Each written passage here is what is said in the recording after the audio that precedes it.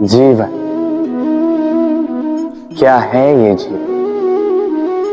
हम जन्म लेते हैं, बड़े होते हैं, हमारे माँ बाप हमें पालते हैं, फिर उनके धन से हमारा बालपन बीतता, फिर हम बड़े होते हैं, हम विवाह कर लेते हैं, हमारी संतानें होती हैं, हम उनको पालते हैं, फिर हम वृद्ध हो जाते हैं और एक दिन इस संसार से चले जाते हैं। क्या यही जीवन है? आता होगा ये प्रश्न मन में कई बार, है ना? अब तनिक जल की यात्रा देखिए। सागर से भाप बनकर उठता है, मेघ बनकर बरसता है, फिर नदी बनकर पुनः सागर में समावेश करता है। किंतु कभी ये प्रश्न नहीं करता कि उसका जीवन क्या है, उसका उद्देश्य क्या है। हर भाव जीता है और दूसरों के लिए जितना बन सके देता जाता। जब सागर में होता है तो असंख्य जल जीवों को जीवन देता है। जब सागर से भाप बनकर मेघ बनता है तो किसानों को आशा देता है कि फसल पुनः उपजेगी। जब वर्षा बनकर बरसता है तो इस सूखी प्यासी धरा को सींचता है। और जब नदी में होता है तो किनारों पर वनस्पतियों को जन्म देता है। तो सोचिए, क्या जल कभी ये सोचता होगा कि उसका जीवन क्या है, उसके जीवन का उद्देश्य क्या है? नहीं, वो बस अपना धर्म करता जाता है और जितना हो सके सबको आनंद देता जाता है। इसलिए जीवन में कभी ये प्रश्न मत कीजिएगा कि ये जीवन क्या है, इस जीवन का उद्देश्य क्या है। बस इस जीवन को जिए और जितना हो सके उतना सबको आनंद दे। मन प्रसन्न होकर बोलेगा राधे राधे। कभी वर्षा के कारण बने कीचड़ से होकर आप अपने घर गए? पादुका पहनने के कारण आप उस कीचड़ से तो बच जाते, किंतु उन पादुकाओं द्वारा उड़ने वाली कीचड़ की बूंदें आपके वस्त्रों को मैला कर ही देती। किंतु फिर भी उन बूंदों से आपके वस्त्र मैले हो जाएंगे, इस कारण से आप पादुका पहनना तो नहीं छोड़ते। इसी प्रकार जीवन में कुछ ऐसे लोग भी आते हैं पादुका की भांति, जो आपको कीचड़ से तो बचा लेते हैं, किंतु वस्त्र रूपी आपके मन पर शंका के दाग लगा ही जाते हैं। इन लोगों के कारण से मन को खिन्न करने की आवश्यकता नहीं। आवश्यक है ये सोचना कि आपको आपके पांव कीचड़ से बचाने या आपके वस्त्र। जीवन में गंभीर होना अच्छी बात है, किंतु हर बात को यदि गंभीरता से लेने लगोगे तो जीवन का आनंद समाप्त हो जाएगा। ये संसार अनित्य है, यहां पे ऐसा कुछ भी नहीं जो सदा के लिए जीवित रहेगा। तो जब तक ये जीवन है, संतोष और आनंद से जिए। स्वयं पर छिटकने वाले कीचड़ पर ध्यान ना दें, बस आनंद बांटते रहें। मन प्रसन्न होकर बोले राधे राधे। व्यक्ति को जब अपने प्रेम को खो देने का भय होता है तो वो अपने प्रेम को इतने कस के पकड़ कर रखता है कि प्रेम को ही पीड़ा होने लगती है। प्रेम पा तो लेता है, किंतु उसे कैसे सहेजना है ये जब उसे नहीं समझ आता, तब वो उस प्रेम पर स्वामित्व पाने का प्रयास करता है और यहीं जन्म लेती है असुरक्षा की ये भावना, ईर्ष्या। जब एक लंबे वियोग के पश्चात दो प्रेमी एक दूसरे से पुनः मिलते हैं तो सबसे पहला भाव जो उनके मन में आता है वो ये कि कैसे एक क्षण के लिए भी अपने प्रेमी को स्वयं से दूर न जाने दो। कैसे अपने जीवन का एक एक क्षण अपने प्रेमी के साथ बिता। प्रयास ये रहता है दाऊ, इन दो प्रेमियों के मध्य में कोई भी ना आ पाए, और जब ये नहीं हो पाता तब जागती है ईर्ष्या। परीक्षा एक ऐसी व्यवस्था जिससे मुझे, आपको, सबको कहीं ना कहीं दो चार होना ही पड़ता है। स्मरण कीजिए अपना बालपन। आप परीक्षा देने बैठे हैं। अब कुछ बालक ऐसे होते हैं जो वर्ष भर परिश्रम करते हैं, पढ़ते हैं, मन से परीक्षा देते हैं। कुछ बालक ऐसे होते हैं जो अपने आसपास बैठे बालकों की नकल करते हैं और परीक्षा में उत्तीर्ण भी हो जाते हैं। बुरा लगता है ये सोचकर कि कोई बिना किसी परिश्रम के परीक्षा में उत्तीर्ण कैसे हो सकता है।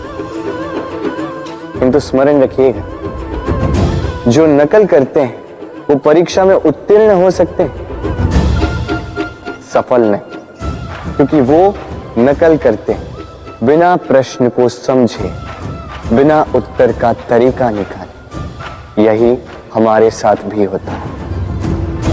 हम हमारे जीवन में दूसरों को देखते हैं, उनकी नकल करते हैं, उनकी भांति बनने का प्रयास करते हैं, किंतु ना हमारे जीवन में सफलता आती है, ना आनंद आता है। क्यों? क्योंकि हम एक विशेष बात भूल जाते हैं कि प्रत्येक मनुष्य का व्यक्तित्व भिन्न होता है। आप दूसरों की नकल करके अपना जीवन व्यतीत कर सकते हैं,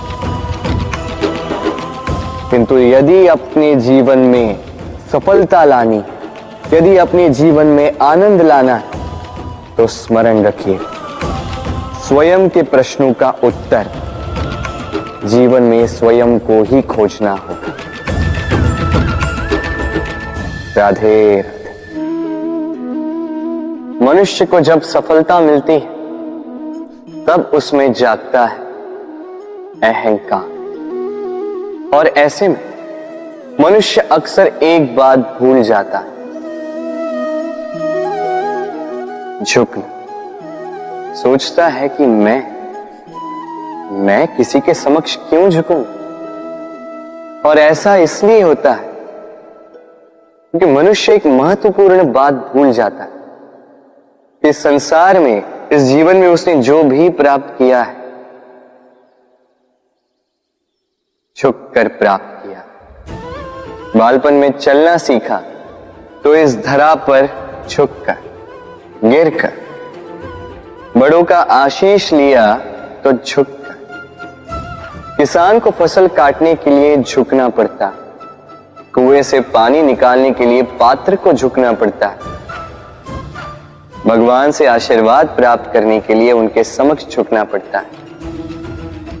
आंधियों में वृक्ष सुरक्षित कैसे रहते? झुककर। सम्मान कैसे पाया जाता है? झुककर। किसी के समक्ष झुकने का अर्थ स्वयं का आत्मसम्मान खो देना नहीं, उसका अर्थ होता है विनम्र। हम मनुष्य हैं और इस आकाश की ऊंचाइयों तक पहुंचने के लिए हमें किसी पक्षी की भांति पंखों की आवश्यकता नहीं। बस जितना झुकेंगे उतना ही ऊपर उठेंगे। राधे राधे। आप इस संसार में ऐसे कई लोगों को जानते होंगे जिन्हें आप स्वार्थी मानते हैं, जो आवश्यकता पड़ने पर ही आपको स्मरण करते हैं, अन्यथा वर्षों तक कहीं दिखाई भी नहीं देते। किंतु जैसे ही उनकी आपके सहायता की आवश्यकता पड़ती है, हाथ जोड़कर आपके सामने सज्ज रहते। बड़ा क्रोध आता है ना इनको, मन खिन्न हो जाता, मन से ये स्वर निकलता है कि इस व्यक्ति की सहायता न करें। किंतु ऐसा कभी मत कीजिए। आप सोचेंगे क्यों कह रहा हूं मैं ऐसा? स्मरण रखिएगा, दीपक का स्मरण व्यक्ति केवल तभी करता है जब अंधकार गहरा हो जाता है।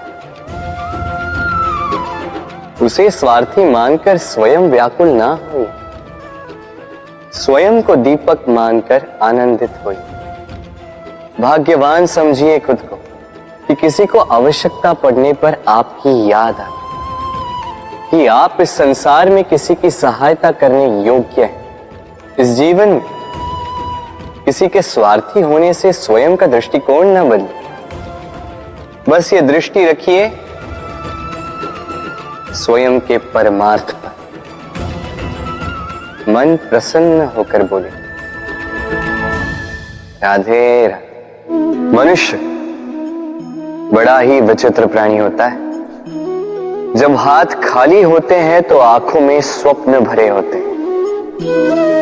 जब खोने को कुछ नहीं होता तो पाने के लिए प्रयास करता रहता है, निर्भय होकर आगे बढ़ता है, संकटों का, चुनौतियों का सामना करता है। किंतु जब हाथ भर जाते तो स्वप्न देखना ही बंद कर देता है। जो पा लिया उसे खो ना दे, इस भय से संकटों का, चुनौतियों का सामना करना बंद कर देता है। उस राह को ही छोड़ देता है जिस पर चलकर उसने सफलता पाई थी। ये अनुचित है। जीवन में कोई भी परिस्थिति हो, कैसी भी अवस्था, चुनौतियों को स्वीकार कीजिए, क्योंकि यदि आप चुनौतियां स्वीकार करोगे तभी आप इस संसार को कुछ देने योग्य बनोगे। यदि सफल रहे तो इस संसार को एक सक्षम नेतृत्व देंगे, यदि असफल रहे तो एक सीख कि क्या नहीं करना चाहिए। तो जीवन में चुनौतियों को चुनें, चिंताओं को नहीं। राधे राधे। हमारा शरीर प्रकृति की सर्वोत्तम रचना है। जो अंग, जो तत्व हमें मिले, उन सब का अपना अपना एक संदेश है। तनिक सोचिए, दो आंखें दी हैं देखने के लिए, दो कान दिए हैं सुनने के लिए, नथुने भी दो हाथ दिए हैं दोहरा परिश्रम करने के लिए, किंतु जीव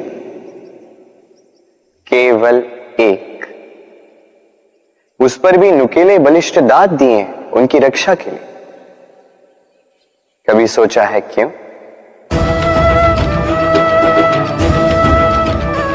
क्योंकि शब्द और शब्दों का उपयोग मनुष्य का सबसे बड़ा शस्त्र है, जिसका उपयोग जितना सोच समझकर किया जाए, मनुष्य जीवन में उतना ही ऊपर उठता है। तो समझे ना? देखो, सुनो, समझो अधिक, बोलो